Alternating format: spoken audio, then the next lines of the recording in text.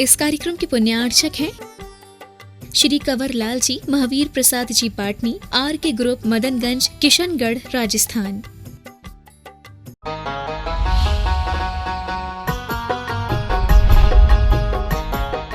गा तो लेते हो, नाच भी लेते हो, और जब जीवन पानी की बूंद की तरह मिट जाता है तो फिर रोने लग जाते हो, चिल्लाने लग जाते हो, हाय तौबा होती है। तो हमारा जीवन के जो वास्तविक सत्य हैं उनके प्रति जो विश्वास होना चाहिए वो भीतर से नहीं होता। हम बाहर से कुछ भी चीज़ों को कहते हैं, सोचते हैं, लेकिन हम अपनी मेंटलिटी को इतना प्रिपेयर करके नहीं रखते हैं कि अगर हमारे साथ में या किसी हमारे परिजन के साथ में ऐसा होता है तो हम उसके लिए भी सहन करने को तैयार हैं। यह चीज़ अगर हर व्यक्ति के ध्यान में रहे तो वह व्यक्ति जीवन की किसी भी असाधारण घटना से अपने अंदर ऐसा कोई भी खेद खिन्नता नहीं पाले। कभी कभी तो जीवन ऐसे भी बीत जाते हैं कि जैसे कोई व्यक्ति है, घर में वही कमाने वाला है, वही सब कुछ घर को चलाने वाला है और उसी के साथ कुछ हो जाता है। बच्चे छोटे होते हैं, पत्नी कोई बिजनेस नहीं कर रही है, ऐसी भी स्थितियां बनती हैं और उस स्थिति में जीवन आगे जो दिखाई देता है वह उसके लिए एक जीवन बोझ भी बन सकता है। अब किसके सहारे जिएंगे, कहाँ जाएंगे, कैसे बच्चों का पालन होगा, कैसे बच्चे पढ़ेंगे, बड़े होंगे, कैसे घर चलेगा, ये सब सोच करके पहले तो ऐसा लगता है कि अब कुछ नहीं बचा, सब मिट गया। लेकिन अगर व्यक्ति के अंदर जीने का साहस होता है तो वह धीरे धीरे अपने आप को संभाल भी लेता है और फिर धीरे धीरे उसकी ज़िंदगी जैसी चल रही होती है वैसी भी ढंग से चलने लग जाती है। सहयोग भी मिल जाते हैं, सहारे भी मिल जाते हैं और जीवन जिनका चल रहा होता है वैसा चलने लग जाता है। ये जीवन की स्थिति को अगर हम हमेशा ध्यान में रखें तो इसी से हमें समझ में आना चाहिए कि वैराग्य होने के लिए कोई क्षण की प्रतीक्षा नहीं की जाती है। वैराग्य के लिए हमें केवल जीवन की सत्यता को समझना है और जीवन की वास्तविक सत्यता क्या है कि जिसका जन्म हुआ है उसकी मृत्यु अवश्य होगी। कोई पहले हो गई, कोई बाद में हो गई, लेकिन मृत्यु अवश्य होती है। तो उस मृत्यु को भी हम सत्य मान करके अगर उसको वास्तविकता के रूप में स्वीकार करेंगे तो हम जीवन को अच्छे ढंग से समझ पाएंगे। जन्म और मृत्यु के बीच में जो ये जीवन चल रहा है उसमें आचार्य कहते हैं अगर आपके लिए ऐसा कुछ हो गया जो कभी आपने सोचा ना हो तो उस समय पर भी आप क्या करें? उस समय पर भी आप प्रभु का स्मरण क्या कर सकते हैं? आपको याद है जब बॉम्बे के अंदर आतंक की एक घटना घटी थी, समझ आ रहा है? 5 स्टार होटल में एक बहुत बड़ा ब्लास्ट हुआ था। अब समझो आप वहां पर जो लोग वहां पर आए होंगे 5 स्टार होटल में, वो कभी सोच भी सकते हैं क्या, अंदाजा भी लगा सकते हैं कि हमारे साथ अगले क्षण में क्या होने वाला है?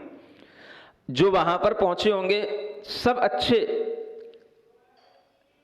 पढ़े लिखे भी लोग होंगे और अच्छे बिजनेसमैन भी होंगे और सब तरीके से समृद्ध भी होंगे, सबके अपने अपने घर परिवार भी होंगे और सब आपस में बैठ कर के केवल जो है होटल में एंजॉय करने के लिए आते हैं, आपस में बैठ कर के एंजॉय कर रहे होंगे, है ना? अचानक से क्या होने लग जाता है? गोलियों की आवाज, अचानक से गोलियां लग गई, घायल हो गए, चीखने चिल्लाने की आवाजें आने लगीं। उस समय पर क्या किसी व्यक्ति के अंदर ऐसा भाव आ सकता है कि मैं इस क्षण जब मृत्यु को प्राप्त हो रहा हूं तो इस मृत्यु को भी मैं कुछ जीत लूं, या इस मृत्यु के साथ में भी जब मेरे लिए शरीर छूट रहा है तो मैं कुछ करने योग्य कर लूं? हो सकता है? सोचो आप, जो पढ़ रहे हैं उतना ही सब कुछ नहीं है। ये सोचो कि अगर हमारे साथ कभी ऐसा होता है तो हम कितना तैयार हैं अपने अंदर। ये मत सोचो कि हमारे साथ ऐसा नहीं होगा, हो तो कुछ भी सकता है ना, किसी के साथ भी कुछ भी हो सकता है। अगर कुछ अपने साथ होता है तो हम क्या करेंगे उस समय पर? कभी किसी को आप सोचो, मान लो किसी को गोली लगी, दूसरा व्यक्ति भी, उसका परिजन उसके साथ में था, तो उसकी चिंता उस पे जा रही है। ये भी हो सकता है कि मैं मर गया, कि वो मर रहा है, उसको बचाऊं कि खुद को बचाऊं, और इसी चक्कर में खुद भी चला जाता है, दूसरे के लिए भी कुछ नहीं कर पाता। समझ आ रहा है? ये भी हो सकता है, किसको बचाना है या खुद कैसे बचना है, भाग के निकलना है, एक लगी है, दो लगी है, गुणा भाग लगाएगा, बच पाऊंगा कि नहीं बच पाऊंगा, निकल जाऊं, कोई तरीके से इलाज हो जाए, नहीं कर पाया, इतने सोचते सोचते भी हो गया। आप ये सोचो कि इस तरीके की घटनाएं जीवन में किसी के साथ भी आती हैं, तो क्या हम इन ग्रंथों को पढ़ करके कोई सीख रहे हैं कि नहीं? समझ आ रहा? इस संलेखना प्रकरण भी पूरा होने ही वाला है ना? आज 2 दिन से चल रहा था, लगभग पूरा ही हो जाएगा, लेकिन हमको सीख पा रहे हैं कि नहीं, ये समझने की चीज है। अगर हम जीवन में इन सब चीजों से कुछ सीखेंगे तो ही हमारे लिए ये चीजें उपयोगी होंगी।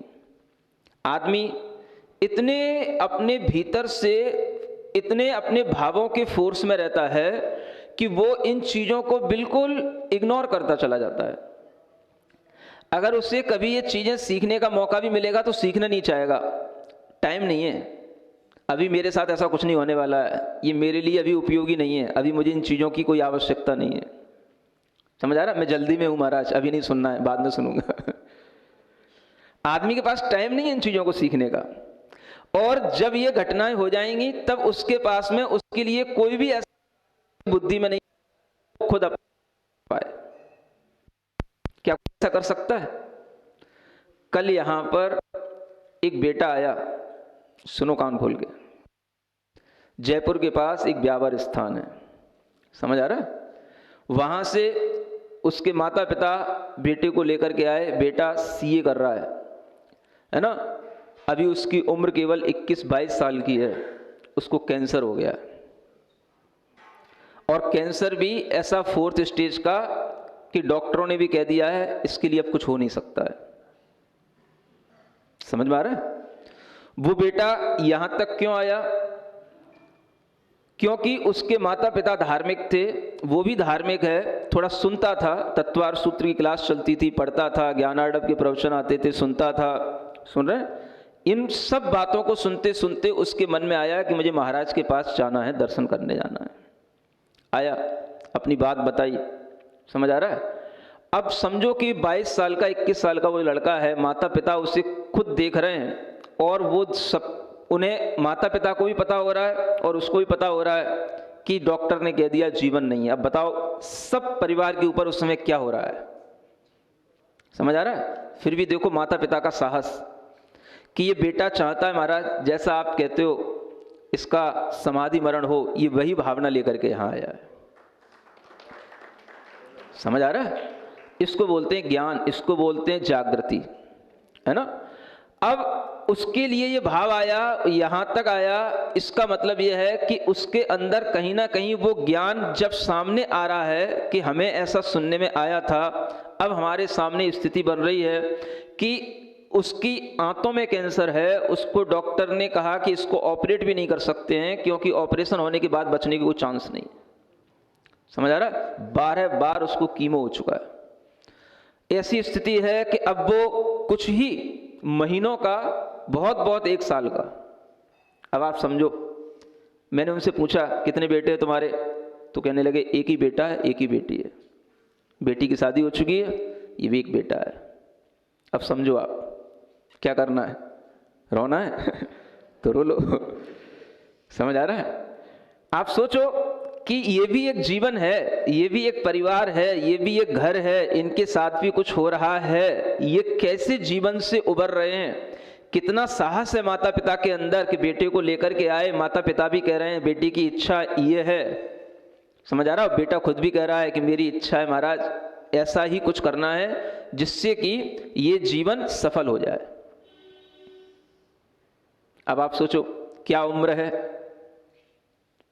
कितना बड़ा परिवार है, एक बेटा है, सब कुछ सपने उसी से जुड़े होते हैं, कितनी देर के सपने रहे, क्या रहा। लेकिन व्यक्ति के अंदर जब थोड़ा सा ज्ञान आता है तो उस ज्ञान में भी वो अपने को संभालता है।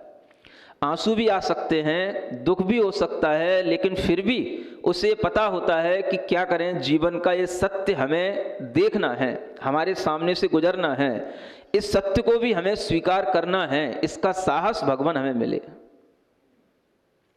अब वो सब चीजें सामने होने वाली हैं, हो रही हैं, होंगी, ये पहले से जब निश्चित हो गया है तो अब आपके अंदर वह साहस का भाव धीरे धीरे आना शुरू हो जाता है, क्योंकि आपके सामने अगर कुछ सहसा हो जाता है तो एक अलग भाव आता है, और जब कोई चीज पहले से पता पड़ गई ऐसा होना है तो फिर धीरे धीरे फिर आदमी अपने आप को संभालने की कोशिश करता है।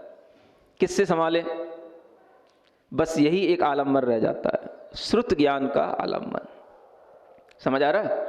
अब ऐसी स्थिति में जब हमें पहले से पता पड़ जाए तो हम क्या करें, उसके लिए आचार्यों ने विधि ये बता रहे हैं, वो विधि है। समझ आ रहा है? और जो अचानक से हो जाए तो बस उसके लिए इतना ही है, णमो अर्यंताणम, हे भगवान मैं सब परिग्रह का त्याग करके आपकी शरण में हूं, अर्यंतों की शरण में हूं। बस उसको एक क्षण के लिए भी भगवान की मूर्ति का ध्यान आ जाए, मरते मरते भी, तो उसका काम हो गया। समझ आ रहा है? एक घटना वो है जो आपको बॉम्बे की आतंकवाद की बता रहा हूं, 13/11 घटना कहलाती ना उस, ऐसा कुछ तो है ना, तो वो एक घटना वो है। अब वहां पर जब आदमी तड़फ रहा है, अगर सोचो उनमें किसी भी आदमी को ये ज्ञान होता कि संलेखना ली जाती है, समाधि मरण होता है, तो मरते मरते भी वो क्या कर सकता है, नमो अरिहंताड़म, नमो सिद्धाड़म, इतना तो बोलने का समय मिलता है ना। इतना बोलते हुए भी उसके अंदर अगर बोलने का ध्यान आ जाता है, साहस आ जाता है, तो समझो उसका भी मरण अच्छा हो गया। लेकिन क्या आप सोचते हो कि ऐसा कोई कर सकता है? वहां तो क्या दिख रहा होता है, मेरा ये रिश्तेदार, इसको भी गोली लग गई, ये बच्चा, इसको भी गोली लग गई, उसके लिए बचाना है कि अपने को बचाना है, बस इसी तड़फन में वो चला जाता है। ये क्षण जो अंतिम क्षण होते हैं, उनमें जो व्यक्ति समझ जाता है उसका जीवन समझ जाता है। और वो अंतिम क्षण में संभलने की बात तब आती है जब व्यक्ति पहले से अपने जीवन में इस तरह से संभालने की प्रक्रिया बना के रखता है, और जब ऐसे संभालते हुए गुजरता है, अगर उसके लिए कहीं सौभाग्य की समय होगा तो फिर ऐसा कुछ हो सकता है कि उसके लिए कुछ समय पहले से उसे पता पड़ जाए कि मेरा अब मरण समय निकट है, मुझे समाधि मरण अंगीकार करना है। समझ आ रहा है? अब आप तो उस बच्चे के लिए रोओगे जिसकी मैंने घटना बताई है ना। अगर हम उसको पॉजिटिव एटीट्यूड से देखें तो वो घटना उस बच्चे के लिए, हम कहते हैं आप लोगों से बहुत अच्छे सौभाग्य की घटना है। क्या समझ आ रहा है? क्यों है? क्योंकि आप तो अपनी जिंदगी गुजार रहे हो, बुढ़ापे की तरफ हो रहे हो, सब कुछ आपके लिए हो रहा है, और आपको कुछ भी, किसी भी चीज का मान लो रोग भी नहीं है, कुछ नहीं है, आपको कोई चिंता नहीं है। आपको ना समाधि मरण करना है, ना आपका समाधि मरण होना है। समझ आ रहा है? इस अपेक्षा से देखें उस बेटे को जिसे अपनी इस उम्र में ये ख्याल आ गया कि मुझे अब समाधि मरण करना है, हम समझते हैं उसके लिए यह भी चांस एक बहुत अच्छा चांस है, क्योंकि जीवन मरण तो कई बार होते रहते हैं। एक बार अगर उसके लिए अपनी बुद्धि पूर्वक इस तरह से समाधि मरण करने का भाव आ गया और उसने समाधि मरण कर लिया, तो मैं समझता हूं आप लोगों की जिंदगी से ज्यादा सौभाग्यशाली उसकी जिंदगी है। क्या बुरा है इसमें? कम से कम वो संभल तो गया। अगर डॉक्टरों ने कह दिया 6 महीना 1 साल, तो उसको उतने समय तो मिल गया सीखने का, समझने का, और वो अपना इस तरीके से अगर समाधि मरण करता जो यहां बताया जा रहा है, तो वो विधि इसी के लिए बताई जा रही है। अगर आपको पहले से पता पड़ जाए कि हमें कैसे समाधि मरण करना है, तो आचार्य यहां उसकी विधि बता रहे हैं। सुनोगे? सुन तो लो ही, करना हो या ना करना हो बात की बात है। आहारम परिहाप्य, छंद नंबर 127, क्रमशः स्निग्धम विवर्धयेत् पानम, स्निग्धम च हापयित्वा खरपानम पूरयेत् क्रमशः। आहारम परिहाप्य क्रमशः स्निग्धम विवर्धयेत् पानम, स्निग्धं च हापयित्वा खरपानं पूरयेत् क्रमशः। इसका अर्थ क्या है? आहारम परिहाप्य, जिसको समाधि मरण लेना होता है वह धीरे धीरे अपने सबसे पहले आहार पर कंट्रोल करता है और धीरे धीरे उस आहार को छोड़ता है। समझ आ रहा है? क्योंकि अब मरना निकट है, तो जो खा पी करके मरना चाहता है उसकी कभी समाधि मरण नहीं होता है ना। क्योंकि जब मृत्यु निकट दिख रही होती है तो फिर उसको खाने का मोह भी छूट जाता है जब निकट दिखेगी, और खाने से वो भोजन वो धीरे धीरे छोड़ देता है जिस भोजन से उसके शरीर में एक तरह से बल वृद्धि हो रही हो, क्योंकि अब उस भोजन की उसको जरूरत नहीं है। जो भोजन शरीर में ज्यादा भारीपन लाता है, 4 प्रकार के भोजन होते हैं ना, अशन, खाद्य, स्वाद्य और पेय। समझ आ रहा है ना? तो उसमें असन में ये दाल चावल आ जाते हैं, खाद्य में लड्डू पेड़ा आ जाते हैं। समझ आ रहा है?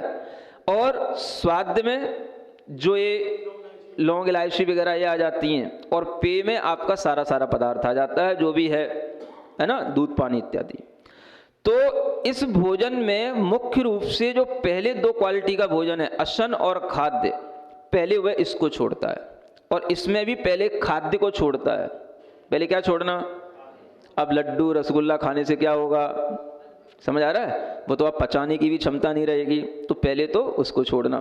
फिर बाद में वह उस आहार को भी छोड़ देता है जो रोटी के रूप में है, पराठा के रूप में है, दलिया है, चावल हैं, इनको भी वह धीरे धीरे कम कर देता है, और कम करते करते छोड़ देता है। तो ये क्रम है संलेखना लेने वाले के लिए। आहार को छोड़ने का यह क्रम यहाँ बताया जा रहा है, और इसी क्रम से वो धीरे धीरे छोड़ता है। क्योंकि आहार एक ऐसी चीज है जिसके प्रति आसक्ति होने के कारण से ही वह अपने शरीर से आसक्ति रखता है। अन्य चीजों से आसक्ति छोड़ सकता है, लेकिन आहार से आसक्ति हर किसी की आसानी से नहीं छूटती, क्योंकि वही एक चीज है जो उसके प्राण है। अब जब उसके लिए ये समझ में आता है कि ये भी मेरी स्थिति में नहीं है, अन्न तो बहुत है सामने, व्यंजन तो बहुत है सामने, लेकिन ना हमारे पास में अब उसके लिए शरीर योग्य है और ना हमारे लिए अब ये समय योग्य है, तो ऐसा विचार करके वह सबसे पहले उस आहार से अपने मोह को छोड़ता है। तो आचार्य कहते हैं आहार को परिहाप्य क्रमशः, क्रम से माने क्रम से, एक साथ सब नहीं छोड़ देना, धीरे धीरे। पहले वो चीजें जो बिना वजह की शरीर में विकृतियां पैदा करती हैं, ऐसे बहुत सारे मिष्ठान, खाद्य पदार्थ जिनका कोई हमारे शरीर के लिए अब कोई उपयोग नहीं है, तो उसको छोड़ करके फिर वो केवल दाल रोटी पर आ जाता है। फिर दाल रोटी में भी रोटी को भी कम करता चला जाता है। 4 रोटी खा रहा है, 3 पे आ जाएगा, 3 से 2 पे आ जाएगा, 2 से 1 पे आ जाएगा, धीरे धीरे उसको भी कम करेगा। समझ आ रहा है? और ये कम आसानी से होता चला जाता है, क्योंकि जैसे जैसे उम्र निकट आती चली जाती है मृत्यु के, अपने आप भोजन की इच्छा भी भीतर से धीरे धीरे कम होती चली जाती है। जरूरत सिर्फ सावधानी पूर्वक इस प्रक्रिया को करने की है। होता सब बिल्कुल सहज है, आपको अभी सोचने में कठिन लग रहा है, लेकिन जिसके लिए इस तरीके की स्थिति बनती है उसके लिए बिल्कुल सहज होता है। तो आहार को धीरे धीरे क्रमशः छोड़ते हुए क्या करना? स्निग्धम विवर्धयेत पानम, पान पर आना, पान माने पीने वाली चीजों पर आना, और उनमें भी जो स्निग्ध हैं, स्निग्ध माने जिनमें थोड़ा सा चिकनापन रहता है, उन चीजों पर आ जाना। तो चिकनेपन की चीजों में जैसे दूध है ना, तो अब वो किस पर आ गया? आहार को छोड़ते छोड़ते दूध पर आ गया। दूध भी एक लिमिट में लेगा, पूरा नहीं लेगा, बहुत नहीं लेगा। समझ आ रहा है? क्योंकि दूध भी एक संपूर्ण आहार कहलाता है। दूध में भी फिर धीरे धीरे उसके अंदर उस स्निग्धम च हापयित्वा, स्निग्ध पने को छोड़ करके भी खरपानम पूरयेत क्रमशः, खरपान कहलाता है जिसमें कि थोड़ा सा खारापन आ जाए, या खरपान मतलब होता है ऐसा पानक जो बहुत हल्का होता है। जैसे कि तक्र है, छाछ है, दूध से हल्की होती है, तो दूध को छोड़ करके वो छाछ को ग्रहण करने लग जाएगा फिर धीरे धीरे, है ना, छाछ हल्की होती है। फिर छाछ को भी छोड़ करके धीरे धीरे वह खरपान में गर्म पानी भी आ जाता है, गर्म पानी पर आ जाएगा, धीरे धीरे उसकी स्थिति बनेगी तो वह केवल अब गर्म पानी का सेवन करने लगेगा, बस गर्म पानी से ही उसके लिए लाभ मिलेगा और कोई चीज़ उसके पास में नहीं होगी। यहाँ तक आ जाना है, ठीक है ना। फिर उसके बाद में आचार्य कहते हैं खरपान हापनामपि कृत्वा कृत्वोपवासमपि शक्त्या पंच नमस्कार मनास तनुम त्यजेत सर्वयत्नेन। क्या कह रहे हैं? खरपान हापनाम अपि कृत्वा, जो खरपान ले रहा था, जलपान कर रहा था, उष्ण जल गर्म पानी, उसको भी फिर वह धीरे धीरे छोड़ देता है। फिर क्या करेगा? फिर उपवास करेगा। सुन रहे हो? जब यहां तक स्थिति आ गई तो अब उसकी वह सल्लेखना एक तरह से अब बन गई यम सल्लेखना। अब उसने क्या कर दिया? चारों प्रकार के आहार का त्याग कर दिया। पानी भी एक आहार है, पानी से भी जीवन कई दिनों तक चलता रहता है। बहुत कम लोग होते हैं जो अंत में इतनी हिम्मत कर पाते हैं कि हम पानी भी छोड़ दें। सुन रहे हो? ये सब कठिन परीक्षाएं हैं। ऐसे साधक तो हैं जो भोजन छोड़ देते हैं, व्यंजन छोड़ देते हैं, दूध भी छोड़ देते हैं, छाछ भी छोड़ देते हैं, पानी तक आ जाते हैं, फिर पानी नहीं छोड़ पाते हैं। समझ आ रहा है? एक मुनि महाराज आचार्य महाराज के पास में सल्लेखना करने के लिए आए। नेमावर की बात है, उस समय हम संघ में थे। ये समझ लो उस समय पर 48 से 50 महाराज थे साथ में। समझ में आ रहा है? अब उन मुनि महाराज का सौभाग्य देखो कि 50 महाराज उनकी समाधि में लगे हुए हैं, है ना। लेकिन वो आए थे दूसरे संघ से। समाधि का भाव था गुरुजी के पास में ही कि आचार्य महाराज आपसे ही समाधि लेना है। समझ आ रहा है? मैं आपको बता रहा हूँ कुछ अनुभव की जो मानसिकताएं दूसरों से जो सीखी हैं वो बता रहा हूँ आपको।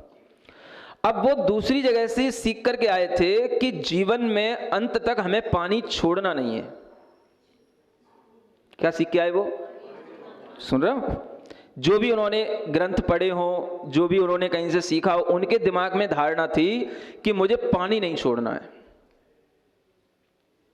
क्यों? पूछो क्यों? नहीं समझ आया?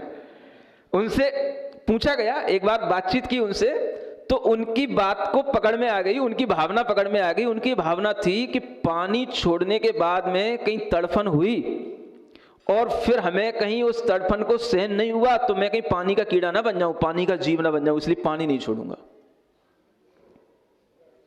अब जो भी उनने पढ़ लिया हो, जो भी उनने सीख लिया हो, बता रहा हूं आपको। एक मुनि महाराज हैं, वृद्ध हो गए, अच्छी उनकी उम्र हो गई, उन्होंने सल्लेखना ली बुद्धिपूर्वक। खूब दिनों तक उनकी सल्लेखना चली। 50 महाराज उनकी सेवा में लगे रहे, 48 महाराज। समझ आ रहा है? और उन्होंने, उनकी मन की ये जो भावना थी कि मुझे अंत में पानी नहीं छोड़ना, उनने अंत तक पानी नहीं छोड़ा। सब छोड़ दिया उन्हें, बाकी सब भोजन छोड़ दिया, लेकिन वो उनके अंदर एक धारणा बनी हुई थी। जो धारणा बन जाती है, कोई भी चीज अपने दिमाग में बैठ जाती है तो कई बार वो बैठी रहती है, और वृद्धावस्था में तो खासकर। समझ आ रहा है?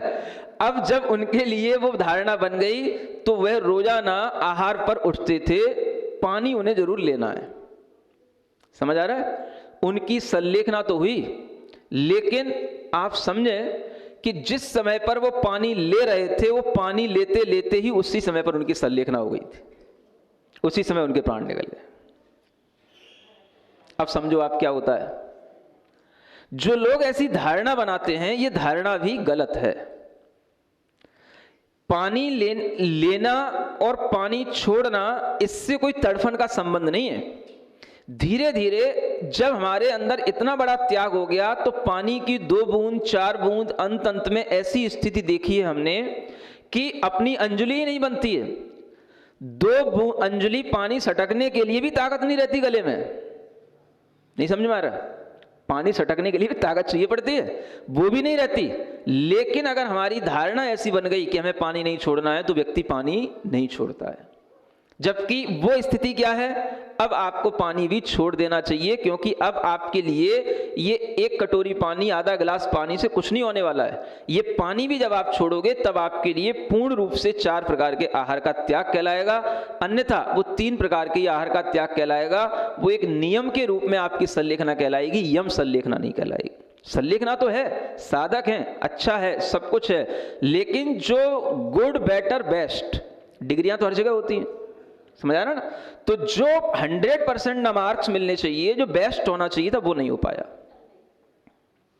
जबकि यह कार्य, अब आप ये मत सोचो कि ये समाधियां साधु ही ले सकते हैं।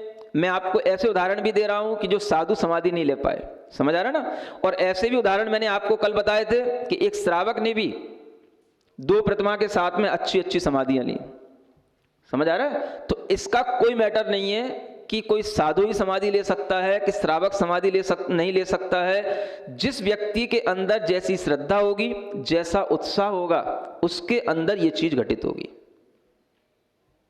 और ये चीज सबके साथ हो सकती है, बस उसकी सावधानी होनी चाहिए। उसे कोई पूर्व धारणा में नहीं जीना चाहिए। जैसा सामने वाला निर्यापक कहता जाए, गुरु कहता जाए, उसे उसको मानना चाहिए। अब उस अंत समय तक उस साधक ने, सभी मुनि महाराज सेवा करते थे, आचार्य महाराज भी देखते थे, पूछते थे, सेवा करते थे, लेकिन उन्होंने भी जो है उनसे उस बात को पूछ करके उनके मन में था, जब भी उनसे पूछा जाता था कि महाराज अब तो पानी छोड़ दो, तो तैयार नहीं होते थे। समझ आ रहा है, ऐसी स्थिति बनती है। तो आपको ये देखना है कि स्थितियां सब तरीके की होती हैं। ध्यान धारणा किसी भी तरीके की आदमी बना सकता है। एक छुल्लक जी थे, उनने तो ये धारणा ही बना रखी थी, 90 साल से ऊपर हो रहे थे, कि मुझे आहार का त्याग करना ही नहीं है। क्यों नहीं करना?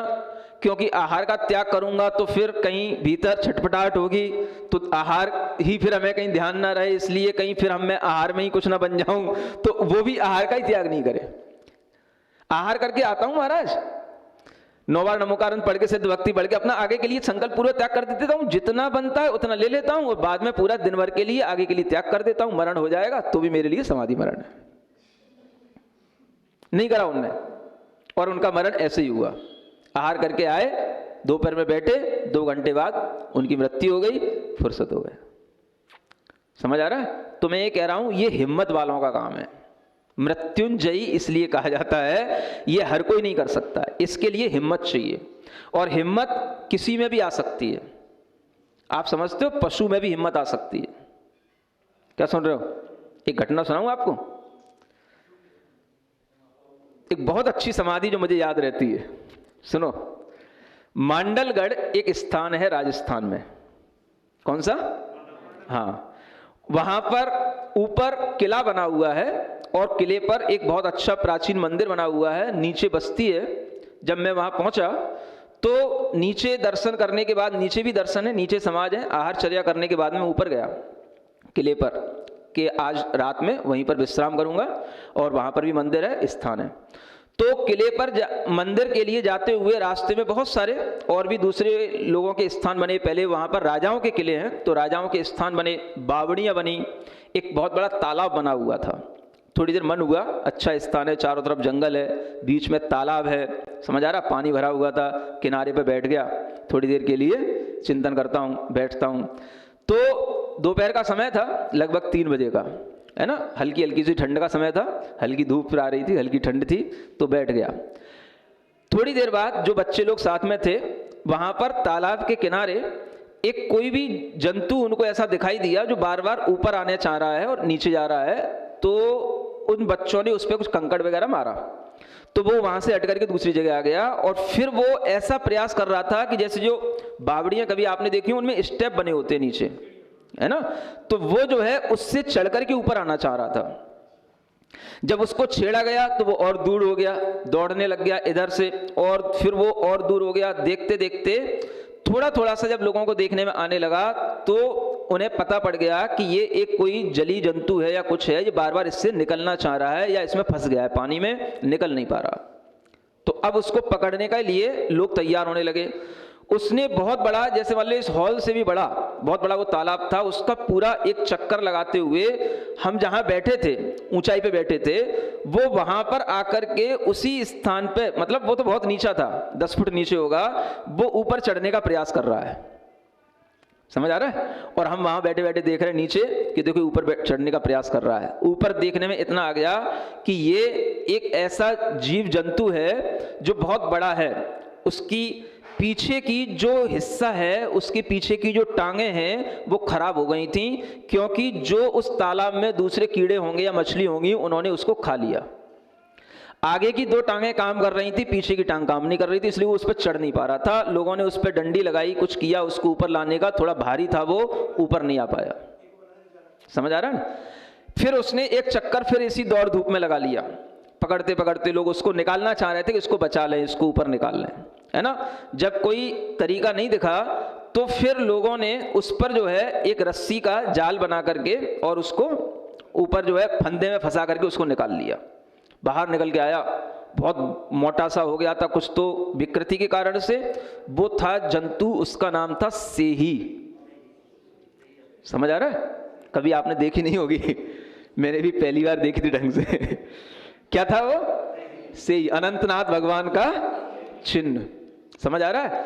अब लोगों ने कहा महाराज ये तो सेही है, और ये सेही की विशेषता होती है कि उसके शरीर पर कांटे होते हैं, है ना।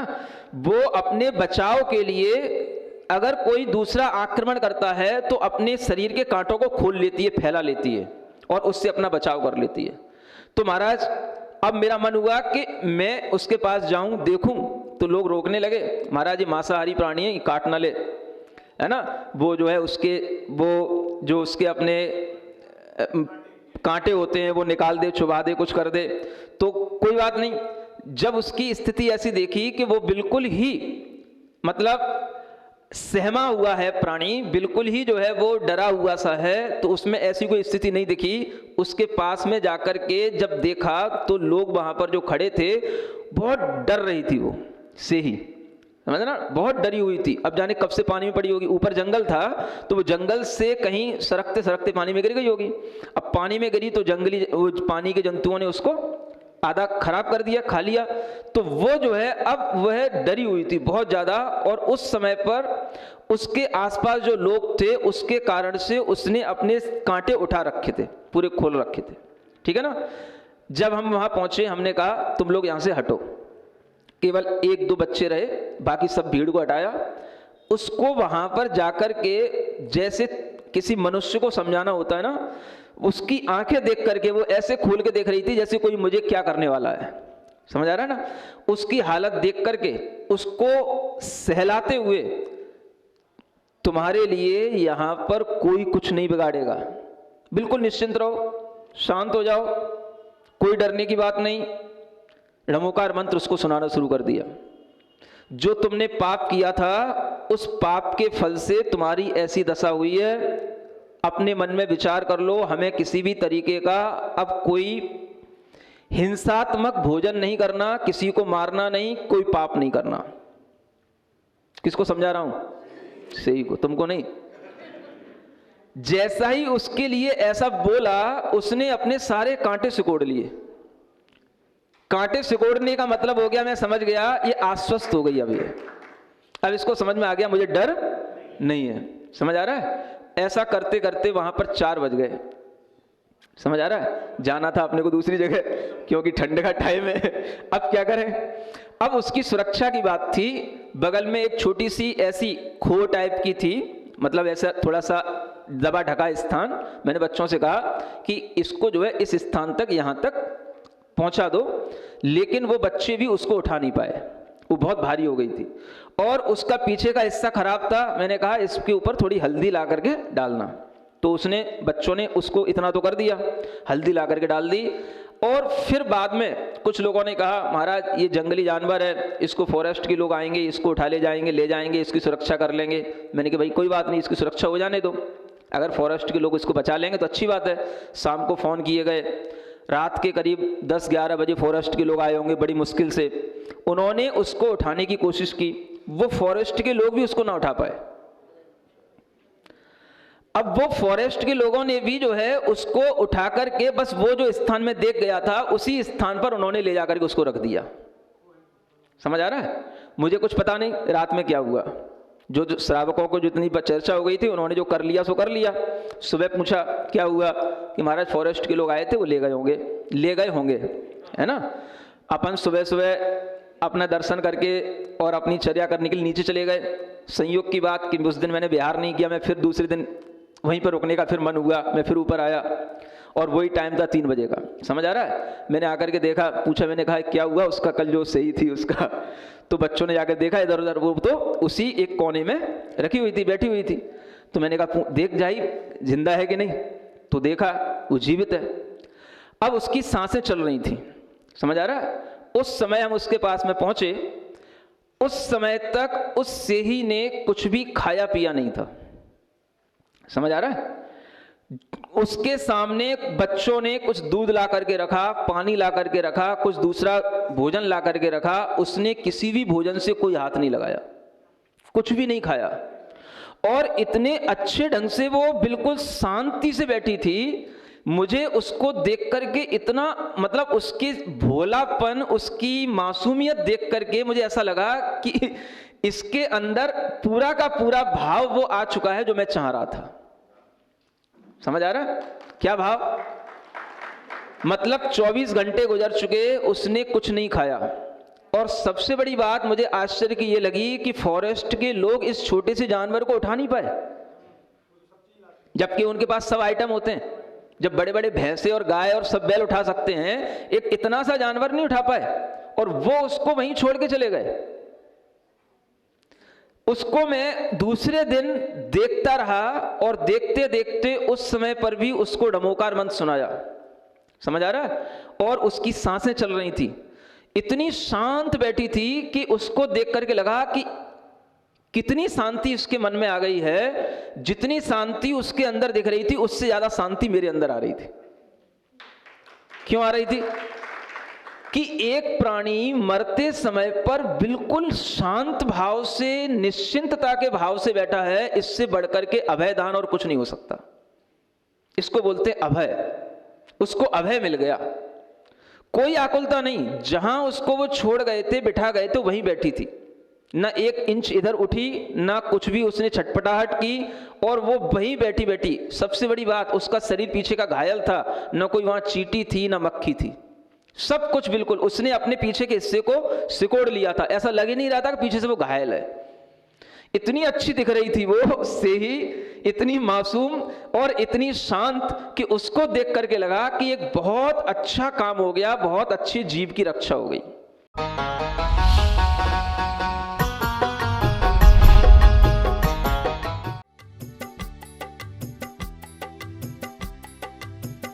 इस कार्यक्रम के पुण्यार्चक थे श्री कंवर लाल जी, महावीर प्रसाद जी पाटनी, आर के ग्रुप, मदनगंज, किशनगढ़, राजस्थान।